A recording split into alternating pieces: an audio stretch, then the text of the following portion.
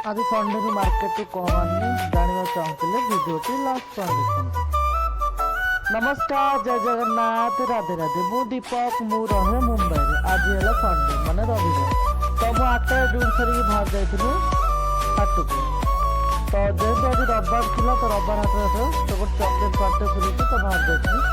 तो देखिए तो बजार पंद्रह केते भिड़ था। तो मुझे आसिक बैगन देखी भल बैगन था तार रेट था 10 टଙ୍କା आनी। भेंडी थी 20 टଙ୍କା आनी। सुजना शाग 230 टଙ୍କା आनी। कांकड़ा आनी 250 थी 30 टଙ୍କା। Tomato kilo 50 टଙ୍କା। तो आनी सारा देखनी कि छुआ पिला ड्रेस छोटे छुआर। तो जाती शुक्ला किसी गरम मसला नहीं आसती। देखी ये सोला मटर बादाम थिला तो देखिए तादर किसी नहीं आसती। तापर ये कोड़ी भल थिला भी।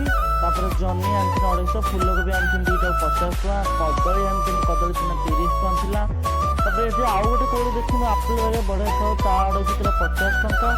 तो बहुत शोष लगी से बोतल ठंडा पी जाती गोटे दुकान।